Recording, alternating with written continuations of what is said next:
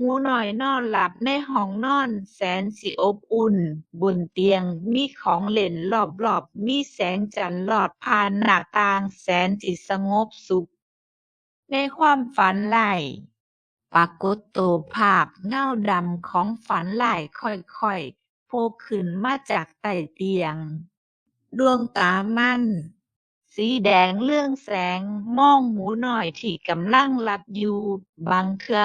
ความกลัวก็บ่มีรูปร่างจนกว่าเราสิจ้องมองมันหมูน้อยตกใจสะดุ้งตื่นตาเบิกโพร่งเหงื่อไหลตัวสั่นมองไปรอบๆอย่างหวาดกลัวหมูน้อยคิดได้ว่าการเผชิญกับความกลัวแต่พยายามหนี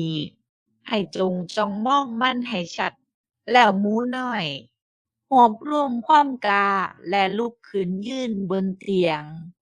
จ้องมองตาฝันร้ายที่ยืนอยู่ตรงหน้าความกล้าบ่ได้แปลว่าบ่กลัวแต่คือการยืนหยัดทั้งที่ยังกลัวในที่สุดฝันร้ายก็สลายหายไป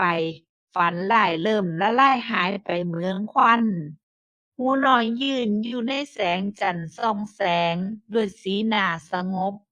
เมื่อเรายอมรับความกลัวในที่สุดความกลัวก็สิหายไปหมูน้อยยิ้มและหลับตาลงตาสบายและนอนหลับยิ้มอีกเทื่อคราวนี้มีผ้าห่มกอดแน่นในห้องที่แสนสิอบอุ่นข้อคิดเรื่องนี้คือใจที่กล้าหาญต้องนำมาซึ่งความสงบสุข